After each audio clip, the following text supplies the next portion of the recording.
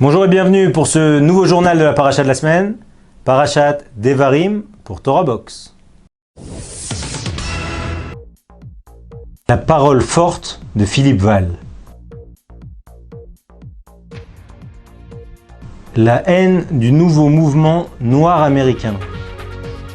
Israël soigne sa force de dissuasion avec les F-35. Dans la Paracha de la semaine, les Bnei Israël s'apprêtent à conquérir Eretz Israël. Moshe Rabbeinu leur explique précisément quelle posture, quelle direction ils doivent emprunter, quel chemin, etc. Et surtout, quel peuple il faut laisser tranquille. Parmi les peuples, on a notre cousin Esav, d'accord, donc Édom, et on a Ammon et Moab. Ammon et Moab, c'est les deux enfants de Lot. Et la Torah spécifie que aussi bien Ammon que Moab, si tu peux avoir des petites frictions avec eux, en tout cas leur territoire n'est pas pour toi.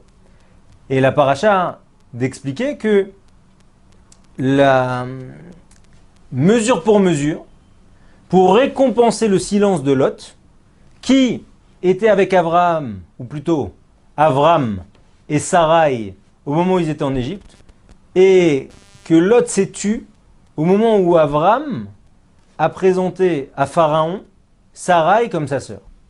Ce silence-là, mesure pour mesure, a entraîné une reconnaissance intergénérationnelle qui fait qu'on n'a pas le droit de toucher à leur territoire. En creux, on comprend la force du silence, mais également la force de la parole.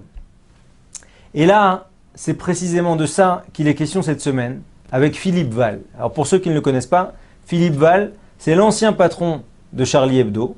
D'accord, il était chez Charlie Hebdo pendant plus de 15 ans. Il en a assumé la rédaction en chef pendant 7 ans. Ensuite, il est devenu patron de France Inter. Donc du coup, quand il y a eu le massacre chez Charlie Hebdo, il était déjà plus là-bas. Mais en tout cas, il a répondu dans une tribune au Journal du Dimanche de façon extrêmement forte, donnant là tout son poids à sa parole. La semaine passée, il y a un mouvement dans la communauté musulmane française. Nous sommes français et musulmans, l'appel des 41. Donc il y a 41 personnalités, scientifiques, écrivains, etc., qui ont dit que effectivement l'islam de France avait un problème et qu'il fallait absolument et impérativement rendre l'islam compatible avec la République. Et ils ont cité les différents événements tragiques qui ont eu lieu en France ces dernières années. Et les gens de Charlie Hebdo n'ont pas été nommés, mais on a parlé de caricaturistes.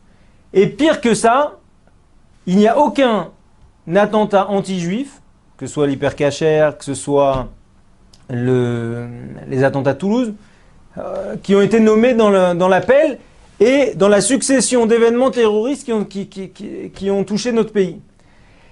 Et du coup, Philippe Val a fait une tribune extrêmement forte, où il a d'abord félicité cet appel attendu depuis longtemps, à savoir des intellectuels musulmans qui soulignent l'importance de rendre compatible l'islam avec la République, mais surtout, il leur a dit de façon très forte, par contre attention, il y a deux hypothèses, et je vous cite Philippe Val. Il y a donc deux hypothèses catastrophiques. Soit cet oubli, vous l'avez fait exprès, pour allier le plus de monde possible sans avoir à affronter l'antisémitisme qui cimente une part non négligeable de l'islam. Et donc, cela revient à avouer que vous avez déjà perdu la bataille que vous prétendez mener. Ou deuxième hypothèse, c'est un oubli inconscient, donc là c'est encore plus fin, et cela veut dire que vous n'avez pas encore compris la nature de la maladie qui menace de mort l'état de droit, maladie dont vous n'avez vous-même pas réussi à guérir. Donc deux options. Soit l'antisémitisme, de toute façon, c'est trop compliqué. Et pour vous rallier l'islam, ou ce qu'on peut appeler les musulmans modérés, il faut impérativement effacer Charlie Hebdo, effacer les juifs. Ou bien, pire que ça, c'est inconscient et là, vous êtes vous-même malade de ce racisme que vous prétendez combattre. Voilà, en tout cas, pour illustrer, et Philippe Val le précise bien, je ne suis pas juif, la force de la parole et le fait d'être un homme au moment où il faut être un homme. Comme c'est expliqué dans Pirkei Avot. S'il n'y a pas d'homme, alors toi sois un homme. Dans son testament que représente le livre de Devarim, Moshe Rabbeinu va reprendre les grandes fautes du peuple de façon frontale ou non, ou de façon allusive. Et parmi ces fautes, il s'attarde beaucoup dans la paracha sur la faute des explorateurs. Ces gens qui finalement ont sapé le moral du peuple et qui, en faisant du lachon hara sur la terre, ont créé une espèce de haine de soi qui a empêché les Bnei Israël de profiter d'Eretz Israël, de profiter de la terre d'Israël, alors même qu'ils devaient rentrer en 3 jours, eh ben, ils ont erré dans le désert pendant 40 ans. On retrouve ça, on est dans la période tragique de la semaine de Av. On rappelle bien sûr que aujourd'hui encore, l'exil que nous vivons se maintient dans les mêmes causes, à savoir la haine gratuite, le fait de ne pas pouvoir supporter des groupes ou des gens parce qu'ils appartiennent à un groupe. Et fondamentalement, c'est ce qu'on a retrouvé dans l'actualité de la semaine avec un nouveau mouvement aux États-Unis, mouvement qui existe depuis 2013 mais qui s'est très fortement renforcé ces derniers temps, mouvement qu'on appelle Black Lives Matter.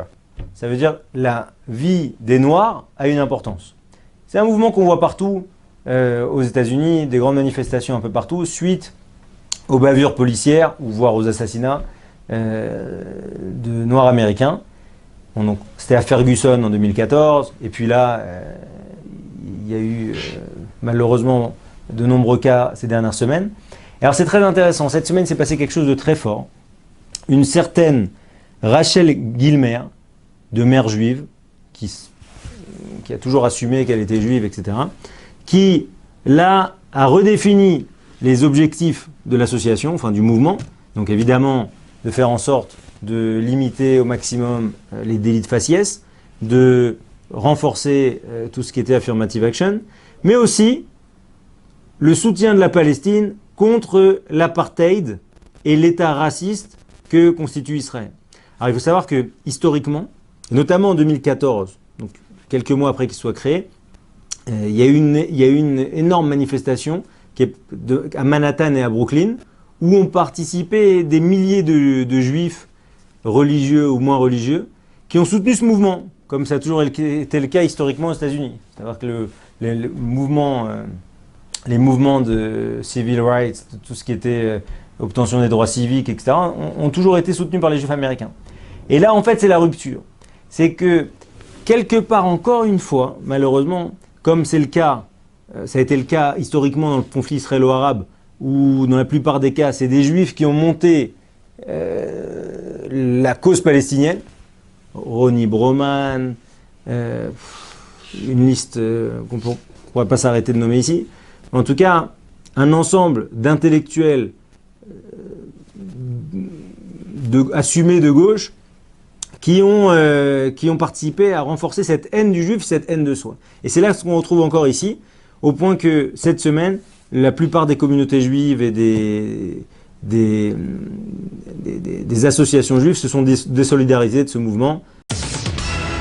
Nouvelle militaire cette semaine avec la réception et plusieurs cérémonies en Israël pour l'inauguration des premiers F-35. Alors le F-35, c'est un nouvel avion de guerre américain qui a été vendu en priorité aux Israéliens. Donc c'est les premiers dans le monde à bénéficier de ces F-35 qu'eux-mêmes vont modifier. C'est le programme le plus cher de l'histoire de l'armée américaine.